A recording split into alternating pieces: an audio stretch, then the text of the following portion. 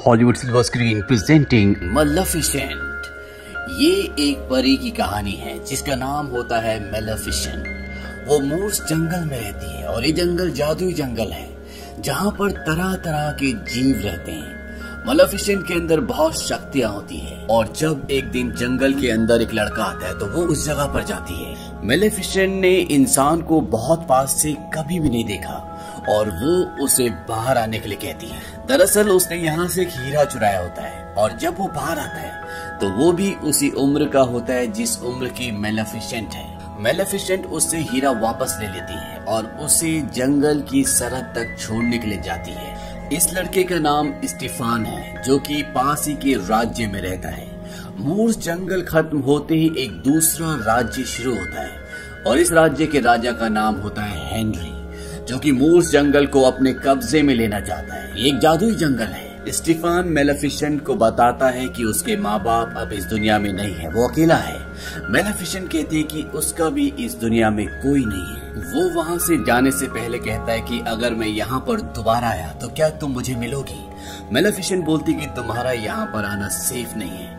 वो कहता है कि मैं फिर भी आऊंगा और वो उससे हाथ मिलाता है और जैसे ही वो उससे हाथ मिलाता है मेलेफिसेंट के हाथ पर करंट लगता है। वो कहता है क्या हुआ। मेलेफिसेंट बोलती है कि तुम्हारी रिंग, क्योंकि वो लोहे की होती है। मेलेफिसेंट उसे बताती है कि आयरन यानी कि लोहा परियों को जला देता है। इसके बाद स्टीफान वहाँ से चला जाता है लेकिन वो कई बार वापस लौट कर आता है और धीरे धीरे इन दोनों की दोस्ती बहुत गहरी हो जाती है और सालों पुरानी दुश्मनी जो परियों और इंसानों के बीच में होती है इन दोनों के जरिए अब वो खत्म हो चुकी है। और धीरे धीरे जैसे जैसे वक्त बीतता है इनकी दोस्ती प्यार में बदल जाती है और जब मेलेफिसेंट 16 साल की होती है तो ये दोनों एक दूसरे को किस करते हैं। वक्त बीतता जाता है और मेलेफिसेंट एक बहुत ही स्ट्रॉन्ग परी बन चुकी है। मूर्स जंगल की रक्षा मेलेफिसेंट करती है। वहीं दूसरी तरफ स्टीफान का लालच राज्य की तरफ होता है। बचपन में एक बार उसने मेलेफिसेंट से कहा भी था कि एक दिन वो उस किले में रहेगा। मेलेफिसेंट कई बार स्टीफान का इंतजार करती रहती लेकिन वो बहुत वक्त के बाद आता। मेलेफिसेंट को इंसानों के लालच और उनकी ईर्ष्या के बारे में कुछ भी नहीं पता था लेकिन शायद उसे बहुत कुछ सीखना था। अब राजा हेनरी मूर्स जंगल को अपने कब्जे में लेना चाहता है, इसीलिए एक दिन वो अपनी सेना के साथ मूर्स जंगल की सरहद पर आ जाता है और तभी वहाँ पर मेलेफिसेंट आती है जो कि बहुत ताकतवर है। राजा को कहते हैं कि आगे मत बढ़ना। राजा कहता है कि राजा किसी भी परी से ऑर्डर नहीं लेता। मेलेफिसेंट कहती है कि तुम मेरे राजा नहीं हो। राजा हेनरी अपने लोगों से कहता है कि मुझे इसका सर ला कर दो और इसके बाद वो मूर्स जंगल की तरफ बढ़ते हैं और तभी जंगल के अंदर से अजीब अजीब से क्रिएचर्स बाहर आते हैं और इंसानों के बीच में और इनके बीच में जंग होती है और इस जंग में मेलेफिसेंट राजा हेनरी को बुरी तरह से जख्मी कर देती है और सारे इंसान यहाँ से भाग जाते हैं। अब राजा हेनरी जख्मी है। वो अपने लोगों से कहते हैं कि जब मैं राजगद्दी पर बैठा था तो मैंने लोगों से वादा किया था कि एक दिन मूर्स जंगल हमारे कब्जे में होगा और उसके अंदर जो खजाना है उस पर हमारा अधिकार होगा। लेकिन आज हम उनसे हार गए और मैं मर रहा हूँ और मैं इस कलंक के साथ मरना नहीं चाहता।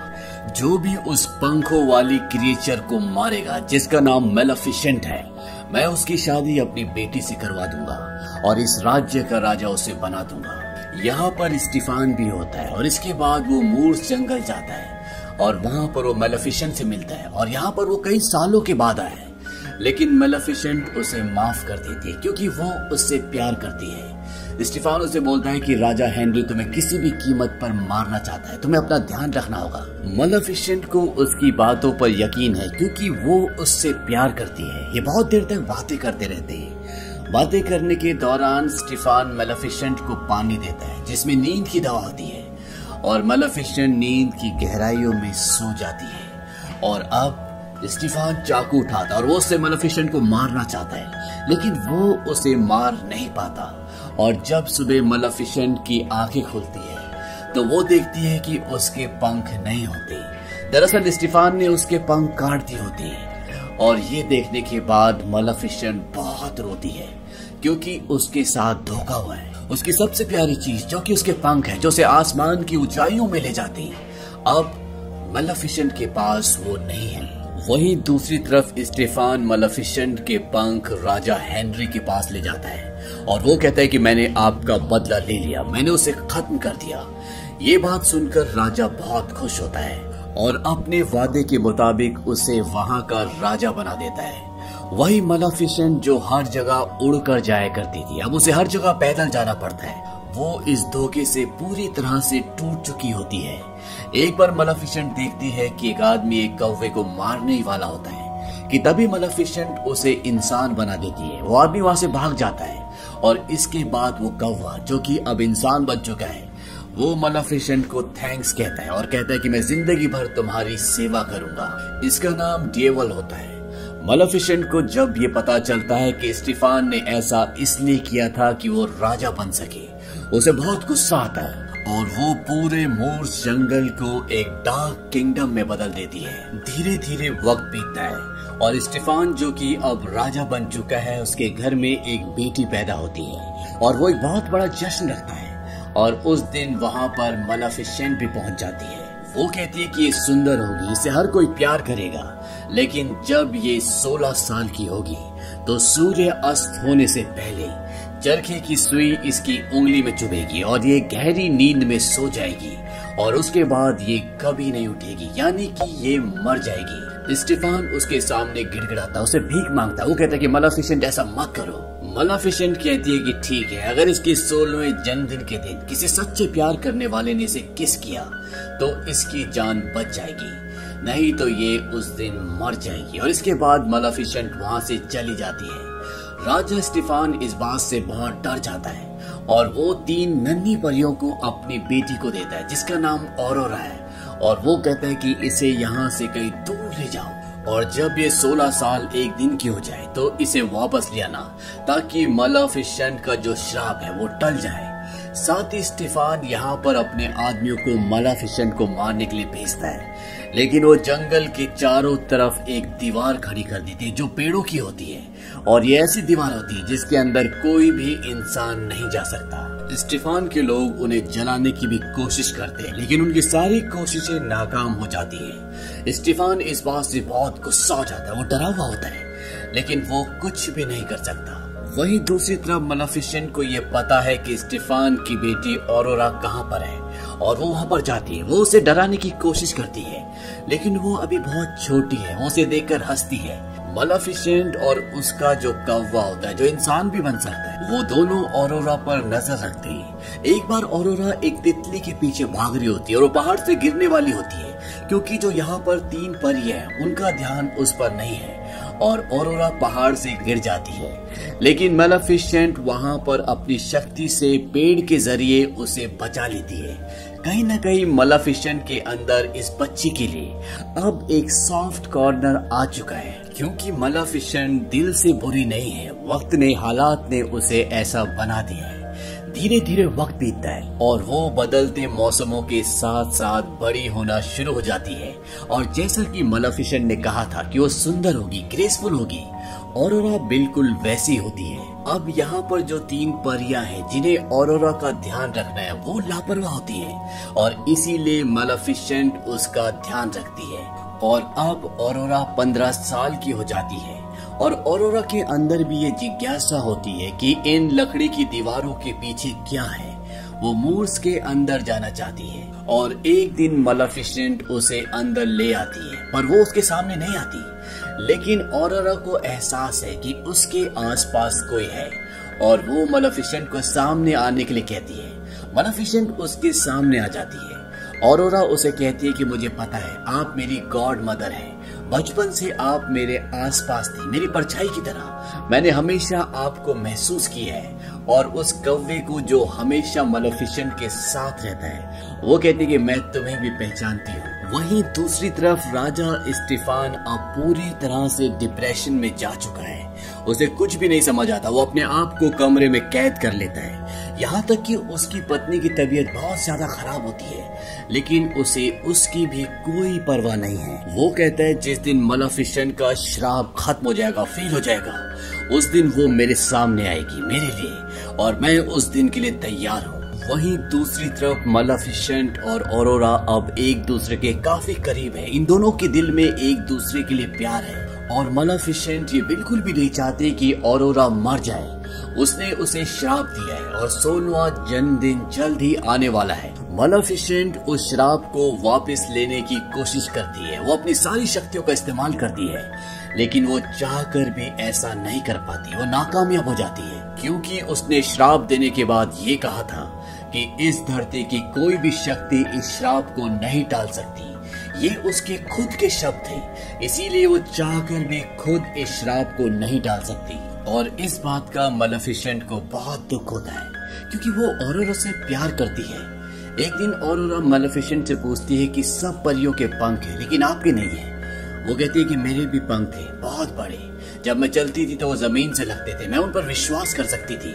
आसमान की गहराइयों में मैं उन्हीं पंखों से उड़कर जाती थी और उन्होंने मुझे कभी नहीं गिराया, लेकिन वो पंख किसी ने चुरा लिए। ये कहते कहते मेलेफिसेंट बहुत इमोशनल हो जाती है। ऑरोरा उसे कहती है कि जब मैं और बड़ी हो जाऊंगी तो मैं आपके साथ यहीं पर रहने के लिए आ जाऊंगी। मेलेफिसेंट कहती है कि तुम अब भी आ सकती हो। ऑरोरा कहती है कि कल मेरा बर्थडे है और मैं अपनी आंटी से पूछकर हमेशा के लिए आपके साथ रहने के लिए आ जाऊंगी। कल ऑरोरा 16 साल की हो जाएगी और वो श्राप जो मेलेफिसेंट ने उसको दिया है वो कल पूरा हो जाएगा। और इस बात का मेलेफिसेंट को बहुत दुख होता है क्योंकि वो ऑरोरा से प्यार करती है।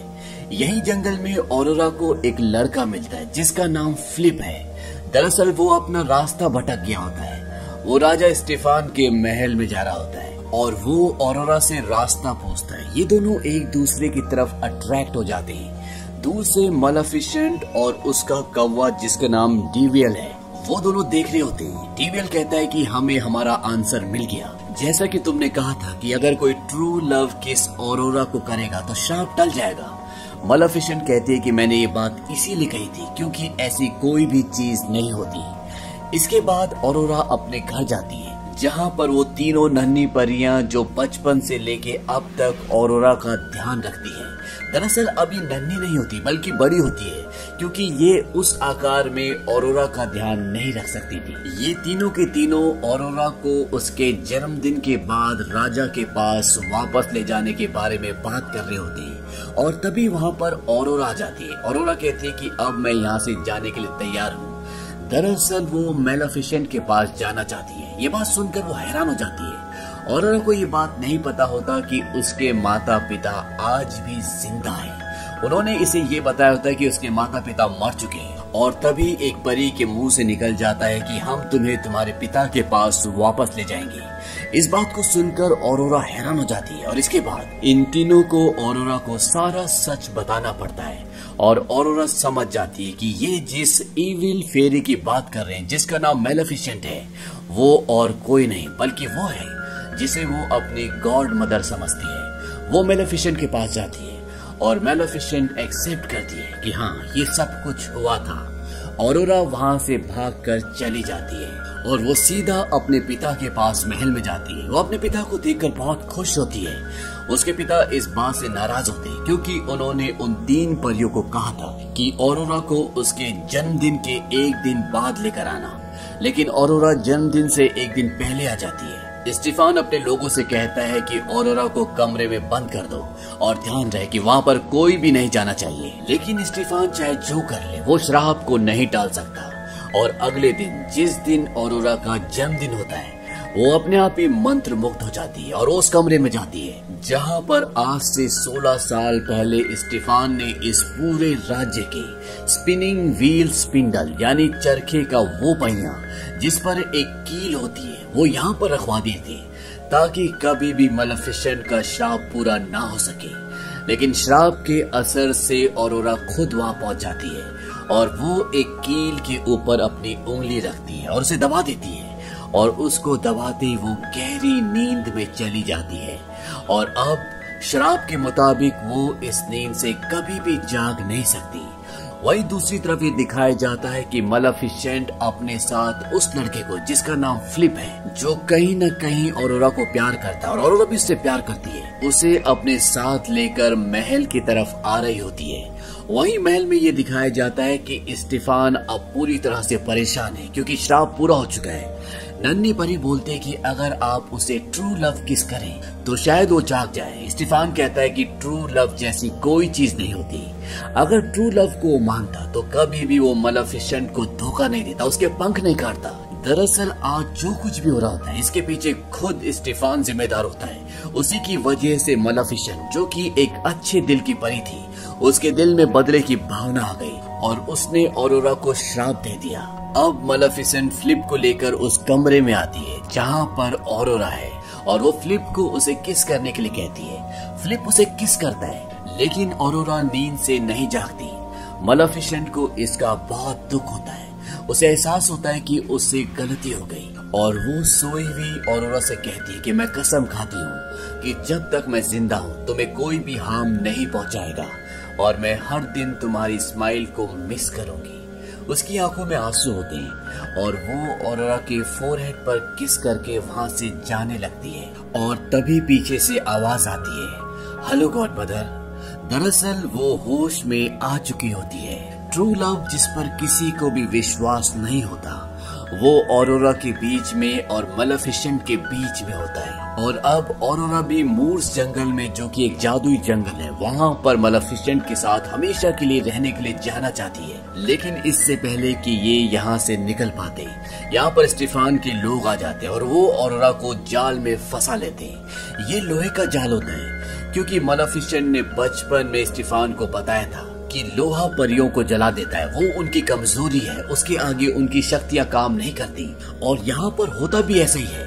मेलेफिसेंट पूरी तरह से मजबूर हो जाती है लेकिन तभी वो डेविल, जो कि कौवे से इंसान बन जाता है, उसे एक ड्रैगन बना देती है और वो अपने मुंह से आग निकालकर यहाँ पर बहुत सारे लोगों को जला देता है और मेलेफिसेंट को आजाद भी कर देता है। लेकिन कुछ ही देर बाद सैनिक उसे अपने काबू में कर लेते हैं और चारों तरफ से मेलेफिसेंट को घेर लेते हैं और स्टीफान उसके सामने आता है। उसने चारों तरफ से अपने आप को लोहे के कवच से ढका हुआ है और वो मेलेफिसेंट को मारना चाहता है। वहीं दूसरी तरफ ऑरोरा को मेलेफिसेंट के कटे हुए पर दिखते हैं जिसे कैद किया गया है और वो हिल रहे होते हैं। ऑरोरा उन परों को उस कैद से आजाद कर देती है और वो पर एक बार फिर से मेलेफिसेंट के साथ आकर जुड़ जाते हैं और अब मेलेफिसेंट एक बार फिर से पहले की तरह उड़ सकती है। वो स्टीफान को अपने साथ उड़ाकर महल के टॉप पर ले जाती है। वो चाहे तो स्टीफान को मार सकती है लेकिन वो उसे नहीं मारती और वो वहां से जाने लगती है। स्टीफान पीछे से उस पर हमला करता है और ये दोनों महल के ऊपर से नीचे गिरना शुरू हो जाते हैं। स्टीफान ने मेलेफिसेंट को जकड़ा हुआ है इसीलिए उड़ नहीं सकती, लेकिन इससे पहले कि वो जमीन पर गिरती मेलेफिसेंट अपने पंख खोल लेती है और वो हवा में उड़ना शुरू हो जाती है और स्टीफान की जमीन पर गिरकर मृत्यु हो जाती है। और इस तरह से बुराई का अंत और अच्छाई की जीत होती है। अगली सुबह ये दिखाया जाता है कि मेलेफिसेंट मूर्स जंगल की दीवारों को, जो उसने पेड़ों से बनाई थी, उन्हें पूरी तरह से हटा देती है। साथ ही साथ वो मूर्स जंगल को पहले की तरह कर देती है जहाँ पर हरियाली थी, तरह तरह के फूल खिलते थे, पेड़ डरावने और सूखे नहीं थे, यहाँ खुशियाँ थी। और साथ ही साथ वो ऑरोरा को यहाँ की क्वीन भी बना देती है और इस तरह से दो राज्य एक हो जाते हैं। इस कहानी में हीरो और विलेन एक ही है और वो है मेलेफिसेंट। ये फिल्म 2014 में रिलीज हुई थी। IMDb पर इसकी रेटिंग है 7। इस मूवी का बजट था 180 to 263 मिलियन डॉलर्स और बॉक्स ऑफिस पर इस फिल्म ने कमाई की थी 759 मिलियन डॉलर्स की।